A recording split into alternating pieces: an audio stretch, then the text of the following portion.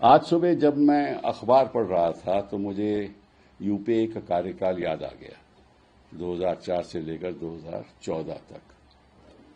और जो खबरें आज के दिन अखबारों में चल रही हैं वो दृश्य तो हमने उन 10 सालों में देखा नहीं, क्योंकि हमने ईडी को ऐसी खुली छूट दी नहीं थी और हमने अपनी कूटनीति और अपनी जो विदेश की नीति है उसके प्रति हमने कई काम किए और हमें गलत तथ्य लेकर हमने किसी पॉलिटिकल पार्टी को, किसी लीडर को प्रोसिक्यूट नहीं किया। तो शुरुआत करते हैं पश्चिम बंगाल से। शायद आपको मालूम नहीं कि जब ये कानून पारित हुआ था, इन्फोर्समेंट डायरेक्टरेट का गठन हुआ था, तो हमें यह नहीं मालूम था कि इन्फोर्समेंट डायरेक्टरेट एक ओमनी प्रेजेंट प्रोसिक्यूटिंग एजेंसी है जो हिंदुस्तान में कहीं भी जा सकती है, कभी भी जा सकती है। और सारा फेडरल स्ट्रक्चर हमारा ढांचा है, संघीय ढांचा है, उस पर ऐसा आक्रमण करती है जैसे कि विपक्षी नेताओं को तंग करना है, उनकी सरकारें गिरानी हैं, वाजिब हो नहीं वाजिब हो कोई फर्क नहीं पड़ता। और कानून, और ये तो विजय मदन लाल चौधरी की देन है, जिसके ऊपर आज तक सुप्रीम कोर्ट ने कोई फैसला नहीं दिया, हालांकि 2 रिव्यू पिटीशन पेंडिंग है। अब हो क्या रहा है कि किसी जगह भी कोई एफआईआर हो जाए, फर्स्ट इंफॉर्मेशन रिपोर्ट हो जाए, तो वहां ईडी पहुंच जाती है, क्योंकि वो समझती हैं कि जहां आरोप हुआ है वहां हमें हक है तफ्तीश करने का। ये ईडी का मतलब कि किसी भी राज्य में पहुंच के, और ऐसे ही उन्होंने, और ये बड़ी बहुत एक दिलचस्प बात है कि ईडी तभी जाती है जब इलेक्शन होती है। आपको झारखंड में याद है कि इलेक्शन हो रही थी तो ईडी पहुंच गई, याद है ना आपको? आपको ये भी याद है कि बिहार में अभी इलेक्शन हो रही थी तो ईडी पहुंच गई और कोर्ट ने कार्रवाई शुरू कर दी उसी इलेक्शन के दरमियान, ताकि लालू जी को यहां आना पड़े, तेजस्वी को यहां आना पड़े। और इलेक्शन पश्चिम बंगाल में हो गया है तो अब ये लोग पहुंच गए ना। तो मैं आपको, क्योंकि मैं तो वकील रहा हूं इस मामले में, तो ये जो कोल स्कैम की बात करते हैं ये तो कई वर्षों से चल रहा है, ये आज की बात थोड़ी ना। इसमें तो एक पश्चिम बंगाल द्वारा एक डिस्प्यूट खड़ी की गई between the state and the centre, में राज्य और केंद्र सरकार के बीच एक डिस्प्यूट चल रहा है, वो सूट चल रहा है, उसमें भी ये आरोप है। तो इतने सालों से चल रहा है, तो इन लोगों को अभी याद आया कि भैया इलेक्शन हो रहा है, अभी जब छापा मारना है, अभी याद आया इनको। इतने साल क्या कर रहे थे? 2 साल पहले, 3 साल पहले, 4 साल पहले क्या कर रहे थे? अभी इलेक्शन के दरमियान इनको याद आया कि भैया अभी जरा जरूरी है, सच हमें दस्तावेज लेने हैं। ये अपने आप में एक दिलचस्प कहानी है, रोचक कहानी है। इसे साफ जाहिर है कि क्यों जाना चाहते हैं, कैसे जाना चाहते हैं, किस तरह से उथल पुथल मचाकर कुछ और भी शायद करना चाहते हो, हमें नहीं मालूम।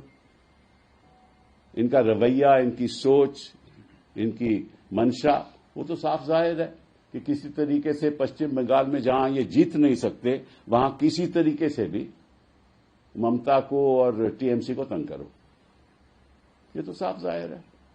मैं एक और सवाल पूछना चाहता हूं आपके द्वारा, वो ईडी से पूछना चाहता हूं कि चलिए आपने कहा कि यहां कोल स्कैम का कोई कागज होंगे, कोई दस्तावेज होंगे, मान लिया, चलिए, तो फिर आपको सारी फाइलें तो नहीं आप ले जा सकते, फिर आप उसी फाइल को ले जाओगे ना जहां कोल स्कैम की बात हो।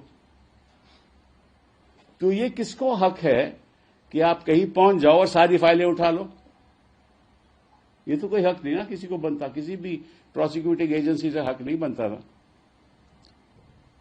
कोई आपके घर में आए और ये तफ्तीश करने आए कि साहब ऐसे आपके यहां सुना है कि कैश है, मान एक उदाहरण के तौर पे कहता हूं, तो कैश के अलावा वो सारी फाइलें ले जाएं, कंप्यूटर ले जाएं, ये तो हक नहीं बनता ना। तो कैश को ही देखेंगे ना, और कैश मिलेगा तो ले जाएं, पर वो कंप्यूटर भी ले जाएंगे, आपकी रिटर्न्स भी ले जाएंगे, फिर आपसे सवाल पूछने लगे थे, आप कैश ना मिला ना तो जो भी मिलेगा उस पर सवाल शुरू हो जाएगा, उस पर तफ्तीश शुरू हो जाएगी। मतलब कि एक ईडी ऐसा एक ओमनी प्रेजेंट, जैसे भगवान होता है ना, भगवान हर जगह मौजूद होता है, तो ईडी इस सरकार का भगवान है, जब चाहें कहीं भी जा सकता है, हर जगह मौजूद है और कुछ भी कर सकता है। सीबीआई भी वैसा ही है, इसमें कोई अंतर नहीं है। अगर सीबीआई पहुंचती है पश्चिम बंगाल, वही नजरिया है, तो चाहे आईईडी हो चाहे सीबीआई हो, बात तो वही है। अब दूसरी बात आ गई कि आपने ये सर्च की, कहां की? आईपैक। अब सभी जानते हैं कि आईपैक तो उनकी जो सारा जो इलेक्शन है संभाल रही है, सब जानते हैं, लिखित रूप में इनको सभी को मालूम है। तो आईपैक जाने के लिए पीछे वजह क्या थी? कोल स्कैम। तो अगर कोल स्कैम वजह थी तो कौन से आपने दस्तावेज लिए? आप तो यही पूछ सकते थे ना वहां जाकर के, हमें बताइए कहां आपके दस्तावेज है, और अगर कोल स्कैम की बात है तो हमें बताइए, दिखा दीजिए। लेकिन आप फाइलें तो नहीं उठा सकते। और ये गलती सुप्रीम कोर्ट की है, क्योंकि आज तक उन्होंने ये कानून को इस बारीकी से देखा ही नहीं, और विजय मदन लाल चौधरी की जजमेंट है उसके प्रति जो 2 रिव्यू पिटीशन पेंडिंग है, जहां कई ऐसे सवाल उठ रहे हैं और हमने उठाए हैं, उसका आज तक फैसला नहीं हुआ। हालांकि 2 बार हियरिंग हो चुकी और जन होता रहा। तो अगर कानून का और कानून की बारीकियों का फैसला नहीं होगा और ये भगवान का हक इस सरकार को दिया जाएगा, तो निश्चित रूप से उधम तो होगा ही। लोग तो अपना बचाव करेंगे ना। अगर घर में आकर कोई घुसकर आपको मारना चाहता है तो आप डिफेंड करोगे ना भैया, कि आप ये गलत कर रहे हो। हम तो ममता के साथ, हम तो इस सरकार के खिलाफ, हम ये जो चल रहा है ना, हम बिल्कुल खिलाफ है, क्योंकि हमारा संघीय ढांचा खत्म हो जाएगा। इन्होंने केरला चीफ मिनिस्टर के खिलाफ शुरू कर दिया है, हमें मालूम है, वो कोर्ट में भी चल रहा है। Kerala chief minister, that matter is also pending in court. They've started all that also. Which chief minister have they left? Have they not? In Chhattisgarh, our Congress chief minister again, his son was arrested. अभी हमने bail करवाई. We just got him bail. Again, they wanted to reach the father through the son. ये तो हम साफ देख रहे हैं। हर जगह जहां विपक्ष के नेता हों, जहां सरकारें ठीक तरह से चल रही हों, इन्होंने कर्नाटका में क्या किया? आपको याद है कर्नाटका में क्या हुआ? फिर कोर्ट ने हमारे पक्ष में फैसला दिया, लेकिन ये तंग तो कर रहे थे ना, रोज कर रहे थे। कर्नाटका हो, झारखंड हो, हेमंत सोरेन हो, कहीं भी हो, यही काम चल रहा है इनका।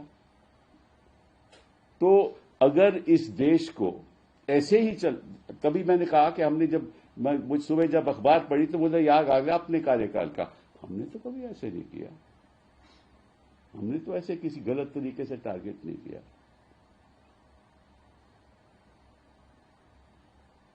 और आपको याद होगा कि तेजस्वी जब इलेक्शन लड़ रहा था, उसको भी इन्होंने बुलाया, कोर्ट में बुलाया, यहां इलेक्शन के दरमियान। अरे भैया, वो 2004 और 2009 का वाक्य है। It's an incident of 2004 to 2009 and they try to disturb in 2025। इतने साल क्या कर रहे थे ये? क्यों बैठे हुए थे? इलेक्शन आएगा, भेजेंगे, तंग करेंगे, इनकी इलेक्शन कैंपेन की डिस्टर्बेंस होगी, हम जीत जाएंगे। ये इनका मकसद है कि किसी तरीके से इस सरकार को गिराओ। इसके पीछे लक्ष्य एक है। और जो बोलते हैं ना, दंड भेद सब कुछ का इस्तेमाल करो, यही करते हैं ये। तो ये गलत है और मैं समझता हूं कि वक्त आ गया है कि ये सारी बातें इन पे सुप्रीम कोर्ट को गौर करना चाहिए, नहीं तो ऐसे संघीय ढांचा गिर जाएगा और इस देश की जनता स्वीकार नहीं करेगी। पहली बात तो अभी दूसरी खबर, हार्वर्ड लटनिक की खबर। अब मैं पूछना चाहता हूं आपके द्वारा हमारे प्रधानमंत्री जी से, हमारे विदेश मंत्री जी से, कि आपके कार्यकाल में कौन सी ऐसी उपलब्धि हुई विदेश नीति में जिसका हम खुद ढिंढोरा पीट सकते हैं? ये सवाल है। हमारे कार्यकाल में क्या हुआ? और पहली बार मेरा ख्याल विश्व के इतिहास में हुआ और उसका श्रेय डॉक्टर मनमोहन सिंह और हमारी सरकार को जाता है। क्या हुआ वो? कि हमने नॉन प्रोलिफरेशन ट्रीटी पे दस्तखत नहीं किए थे और हम चाहते थे कि हमारी एटॉमिक एनर्जी के द्वारा हम लोगों को बिजली की सुविधा दे सके। ये हमारा लक्ष्य था और अंतर्राष्ट्रीय रेजीम हमें ये हक नहीं देती थी कि हम ऐसा कर सकें, सिविल न्यूक्लियर एनर्जी पैदा कर सकें, क्योंकि हमें वहां फिसाइल मटीरियल जाना चाहिए था, प्लूटोनियम चाहिए था, वो हम ले नहीं सकते थे, हमें लेने दे नहीं सकता था कोई। तो फिर हमारी ये कूटनीति के द्वारा, हमारी विदेश नीति के द्वारा, डॉक्टर मनमोहन सिंह की लीडरशिप के अंतर्गत, जो हमारा प्रेसिडेंट वो था अपना बुश, उन्होंने हमें, हालांकि नॉन प्रोलिफरेशन ट्रीटी से हमने साइन नहीं किया, उन्होंने फिर भी समझौता किया हिंदुस्तान के साथ कि आप ये कर सकते हो। पहली बार विश्व में ये हुआ ना, ऐतिहासिक है, पहले कभी नहीं हुआ। ऐसे कभी प्रेस कॉन्फ्रेंसेस नहीं हुई जो हम देख रहे हैं। हम तो चाहते हैं कि अगर कोई हिंदुस्तान की अखंडता के खिलाफ, हिंदुस्तान की आर्थिक नीतियों के खिलाफ, हकों के खिलाफ कोई आवाज उठाता है तो सारा देश प्रधानमंत्री के साथ खड़ा होगा। लेकिन ये आपदा कौन लाया? ये बेसमझी की बातें किसने की? हमने तो नहीं की। हमने तो नहीं कहा अब की बार ट्रंप सरकार। वही ट्रंप आज आपको क्या कर रहा है? और पिछले 2014 से लेकर अब 2025 हो गए, 11 साल में आपने कौन सी ऐसी उपलब्धि की है राजनीति, कूटनीति में और विदेश नीति में? एक उदाहरण दे दो। इनको देश चलाना ही नहीं आता, इस सरकार को। इनको समझ ही नहीं है। इनको एक चीज की समझ है, हिंदू मुस्लिम, किसी और चीज की कोई समझ नहीं, और ना उसको कोई लेना देना है। क्योंकि ये समझते हैं कि हमारा जो होता है ना, जब हम बच्चे थे तो लिटमस टेस्ट करते थे ना, लेबोरेटरी में करते थे ना, कि भाई इसका रंग बदल गया, तो ये लिटमस टेस्ट है। रोज रोज ऐसा लेबोरेटरी एक्सपेरिमेंट करते हैं कि कैसे चुनाव जीते हैं। कभी ये इस्तेमाल करते हैं अपने चुनाव आयोग का, कभी इस्तेमाल करते हैं ईडी का, कभी सीबीआई का, किसी तरीके से चुनाव जीता जाए। तो विदेश नीति में ये जीरो, कूटनीति में ये जीरो। मुझे ये बताओ, और मैं आपके द्वारा इस सरकार से ये सवाल भी पूछना चाहता हूं, मैं आपसे पूछना चाहता हूं कि कभी के जो ट्रंप साहब हैं, लटनिक साहब हैं, किसी और को तो ऐसे भद्दी बातें नहीं कहते। जापान के प्राइम मिनिस्टर को नहीं कहते, इंग्लैंड के प्राइम मिनिस्टर को नहीं कहते, रशिया के प्रेसिडेंट को नहीं कहते, चीन के प्रेसिडेंट को नहीं कहते, किसी और देश के लीडर्स को नहीं कहते। तो ये मोदी जी के खिलाफ क्यों ऐसी बातें करते हैं? मोदी जी को टारगेट क्यों करते हैं? उसकी वजह क्या है? ये आपके द्वारा अपनी सरकार से पूछना चाहता हूं कि आपसे इतना प्रेम क्यों है ट्रंप का?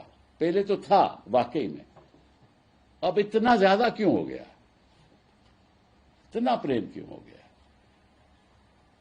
कई कहते हैं ना कि अगर आप वाकई में किसी से प्रेम करते हो तो आप शब्द भी ऐसे ही कभी इस्तेमाल कर सकते हो, विरोध भी कर सकते हो, क्योंकि प्रेम बहुत है।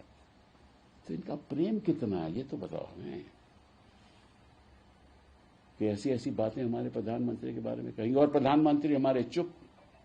देखिए, ऐसा है कि हो सकता है कि देश के हित में हो कि प्रधानमंत्री चुप रहे, ये मैं मान जाता हूं, क्योंकि स्वाभाविक है कि अगर चुप नहीं रहेंगे तो और प्रॉब्लम हो जाएंगी। तो हम भी नहीं चाहते कि अगर कुछ कहेंगे तो और प्रॉब्लम ना हो जाए कहीं। तो हम तो चाहते हैं कि हमारे देश के हित में जो है वो करना चाहिए। तो प्रधानमंत्री मौन है, अच्छी बात है, ये बहुत अच्छी बात है।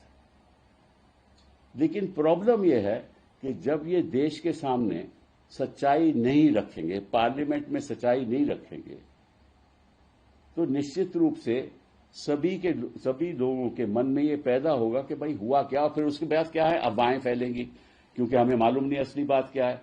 क्या वो चाहते हैं अमेरिका? वो कहते हैं कि भाई 3 हफ्ते के बाद हमारे पास नहीं है, हमने तो मई और जुलाई में सब तय कर लिया था, आपको हमने बोला था 3 हफ्ते के बाद हमारे पास आ जाओ तो हम कर देंगे। आपके प्रधानमंत्री ने हमें फोन नहीं किया, तो इसलिए हमें साइन नहीं किया, और जब बाद में आए तो हमने कहा वो तो 3 हफ्ते गुजर गए हैं। इस बीच हमने वियतनाम के साथ समझौता कर दिया, इंग्लैंड के साथ कर दिया, इंडोनेशिया के साथ कर दिया, ये कह रहे हैं ना। तो इसमें मुझे नहीं लगता कि कोई सच्चाई है। लेकिन सच्चाई है क्या? मैं मान लिया कि ट्रंप साहब गलत बात बोल रहे हैं, तो सच्चाई क्या ये तो बता दो, थोड़ी बहुत तो बता दो, ज्यादा नहीं आप बताते पर थोड़ी बहुत तो बता दो। अक्सर तो आप बताते नहीं हो कुछ भी, कुछ बता दो, क्योंकि जनता को पता चले कि हो क्या रहा है। हमारे देश तो मेरा है ना यार, आपका भी है, मेरा भी है, सबको पता चलना चाहिए कि हो क्या रहा है। ऐसी बातें हिंदुस्तान के साथ क्यों हो रही है? और अब वो कहते हैं कि हमने प्रपोजल लाया कि जो भी तेल खरीदेगा रशिया से हम 500% टैरिफ लगा देंगे। तो लगा दें, हम इस प्रधानमंत्री के साथ खड़े हैं, बोल दें लगा दो आप, हम आपके साथ खड़े हैं प्रधानमंत्री जी। अगर ये देश के हित में है तो हम आपके साथ खड़े हैं, हम जो भी कुर्बानी हो सकती है हम देंगे, सभी देंगे, इस देश के सभी विदेशवासी देंगे। लेकिन हिम्मत तो दिखाओ, मौन रहने से कुछ नहीं होगा। अब तीसरी बात पे आते हैं, लालू जी की। अरे ये बताओ तुम कि 2004-2009 इन्होंने कहा कि लैंड फॉर जॉब स्कैम हुआ है, तो मैं इनसे पूछना चाहता हूं कि उसको तो बात हो गई, 2004 से तो 21 साल हो गए और 2009 से 16 साल हो गए, तो इनको इलेक्शन के दौरान क्या तकलीफ थी? इलेक्शन के बाद में भी कर सकते थे, इलेक्शन में क्यों कर रहे थे? सभी जानते हैं क्यों। वो देखो, मैं ज्यादा कुछ नहीं कहना चाहता हूं क्योंकि मैं तो खुद वकील हूं, इन सारे मामलों में मैं वकील हूं। मतलब कि जीरो केस है, केवल परेशान करने की बात है। और इसमें एक और बात बता दूं, इसकी तफ्तीश हुई थी, पहले भी हुई थी, सीबीआई ने क्लोजर रिपोर्ट दिया था, विजिलेंस डिपार्टमेंट ने कहा था कोई इसमें धांधलीबाजी नहीं हुई। इन्होंने फिर उसको रीओपन किया कि अपनी सीबीआई ने अपनी रिपोर्ट को नहीं माना और मुकदमा दोबारा चला दिया। ये असलियत है। और किसी और दिन बैठ के आपको आराम से सारी चीजें समझाऊंगा, लेकिन आज इतना ही काफी है, क्योंकि मुझे बहुत दुख है कि आज मुझे ऐसी प्रेस कॉन्फ्रेंस करनी पड़ रही है, क्योंकि मैं नहीं चाहता कि हमारे देश की अखंडता को नुकसान हो। बहुत बहुत धन्यवाद। सर, एक जो ईडी है उसने भी एलिज किया है कि ममता बनर्जी ने इन्वेस्टिगेशन को ऑब्स्ट्रक्ट किया, उसमें इंटरफेयर किया, इंटरवीन किया, वहां से। पहले ये तो बताएं इन्वेस्टिगेट क्या कर रहे थे, तभी पता चलेगा ना कि कैसे इंटरफियर किया। अगर उनको दस्तावेज चाहिए थे कोल स्कैम के, यही है ना, अखबार में तो यही है, ठीक है ना। तो फिर उनको पूछना चाहिए था कि आप मुझे बताइए, आप मुझे एक्सेस दीजिए से आपके कंप्यूटर से, हम कुछ ले नहीं जाएंगे, हम पता करेंगे, देखेंगे अगर इसमें कोल स्कैम की बात है वो हमें दीजिए, आप कर सकते हैं। लेकिन सर, जिस तरह से चाहे ईडी हो या केंद्र सरकार हो, बीजेपी हो, लगातार ये आरोप लगा रही है कि पश्चिम बंगाल में लॉ एंड ऑर्डर खत्म हो गया है, तो क्या आपको लगता है कि इसके बहाने अब प्रेसिडेंट रूल भी पश्चिम बंगाल में चुनाव से पहले लगाएगा? तो इसके बारे में मैं क्या कह सकता हूं, मतलब जो मतलब कि वो क्या बिना बुनियाद के, बिना सोच समझ के कोई ऐसी बात करेगा तो उसका नतीजा भी देखे जाएगा, नतीजा भी होगा। मैं समझता हूं कि पहले तो ये कभी सत्य हो नहीं सकता जो आपने कहा है, क्योंकि ऐसे कोई बेवकूफी बातें कोई सरकार नहीं करती, ठीक है। और अगर 2/3 अब जीत रहे हैं ना, तो 3/4 पे जीतेंगे, 3/4 विक्ट्री होगी फिर। सर, आपने कहा कि जो ईडी का कानून है उसमें सुप्रीम कोर्ट की गलती है, उन्होंने कानून नहीं, मैंने नहीं कहा, मैंने कहा सुप्रीम कोर्ट में सुनवाई करनी चाहिए और इसको स्पष्ट तरीके से कानून की बारीकियों को ईडी को और सीबीआई को बताना चाहिए, ताकि इस किस्म के वाकये अभी नहीं हो, आगे नहीं है।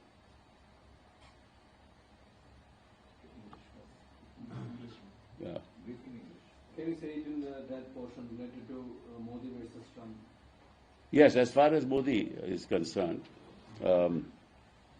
if I really look back at the time of the UPA government, and in fact after the year 2000, we are 25 years into the 21st century. I was thinking, which are the milestones of foreign policy? Which are the milestones of foreign policy? Quite frankly, and I asked this government through you as to what foreign policy milestones have they been able to achieve since 2014. And I can't think of any. Whereas if you look at our time, the UPA time, as you know that India had never signed the Non-Proliferation Treaty called the NPT. And therefore we wanted that for alternative forms of energy, we should be entitled to produce electricity by setting up nuclear plants. But we could not do so because of the international regime, because we were excluded.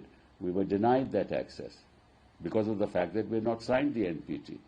But it was at the instance of our then foreign minister, of our then ambassadors, of the prime minister under the UPA government, that we were able to persuade President Bush to in fact make that exception. First time in the history of the world, since the new order was set up after the Second World War, this exception was made. Not made for Pakistan even. That's a milestone in the history of this country in foreign policy. Of course, the mainstream media has forgotten it because their memory is very short. Their memory is only contemporary, how to support Modi ji. Right? That's your mainstream media. But I'm asking them, through you, as to what is it that they have achieved in terms of foreign policy. Look at the relationship between now, between us and the United States of America. They have imposed the highest barriers on tariffs on us, 50%. Vietnam is 20%. All of the other countries in South Asia is less, wherever they have entered into agreements, whether it's Indonesia or others. 50% on us. That is the BRICS countries. They are targeting the BRICS countries. Why? And have you ever heard of President Trump talking in such a unpleasant fashion about any other leader of the world in the course of his press conferences? Like this, attributing matters to our foreign policy or our decision making, saying that it is because of him that in Pahalgam and the conflict that took place was stopped. Now, I don't believe him. I don't say that I believe him. And that the trade agreement could not be signed with the United States of America between May and July 2025. Sorry, last year, May and July, last year, not 2024. 5. Okay. May of 2025, because we were late. They gave us 3 weeks and they expected the Prime Minister to call him. I don't think that any President of the United States should expect the Prime Minister to call him for a trade deal. But anyway, if he has said so, there must be some response. But why are you not responding? And why should the President of the United States say such things about my country, my Prime Minister? He's my Prime Minister. Why should he say such things? Has he said it about the British Prime Minister, Japanese Prime Minister, President Putin, the Chinese leaders? No. Or any other country? No. He has misbehaved with Zelensky, yes. But other than that, I don't see. And why should this be done by my country and my Prime Minister? Now, I understand that in certain matters it's important to be silent. Because if you break your silence and you say something, it may have consequences on the country which you don't want. So it's in the national interest to remain silent. But at least tell my country and my people as to what you are doing. What are the problems in the trade deal, in the negotiations of the trade deal? Do they want the agricultural sector to be opened up completely? Do they want the dairy sector to be opened up completely? And if the country with whom we have the maximum exports, as it is, those exports have been, at least to the extent of 20 to 30%, have been affected. But US is the largest trading partner of India. And therefore, naturally, if any contradiction is done and President Trump doesn't like that contradiction, it may have impact. And now that he has proposed that there will be a 500% tariff, if any of our entities or our government somehow directly or indirectly has access to Russian oil, then even a 500% tariff can be imposed. Now, this is a threat to our economy. And I want to say this to the Prime Minister, that we stand by you. The country will stand by you. Nobody can threaten our sovereignty, our economic prosperity, or economic sovereignty. Nobody can do that. And we'll make the sacrifices that we have to make. But at least have the courage to say something. At least when you were in opposition, you had the courage to say everything. And now that you are in power, you have no courage to say anything. Is that fair to the people of this country? Is that fair to your image? You are what you say. What Purush is it? Vishwaguru. Vishwaguru.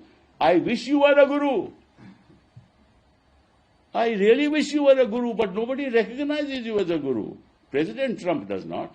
Which leader in the world recognizes you as, I wish I were a guru, Vishwaguru?